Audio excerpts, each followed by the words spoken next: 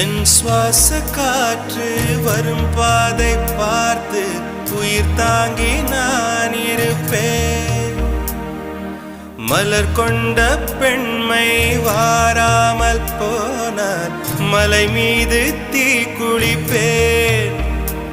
என் உயிர் போகும் போனாலும் துயரில்லை கண்ணே, அதற்காக பாடினேன். வரும் எதிர்காலம் உன் மீது பழி போடும் பெண்ணே, அதற்காகத்தான் பாடினேன்.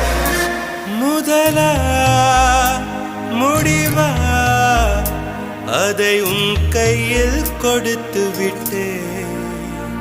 உயிரே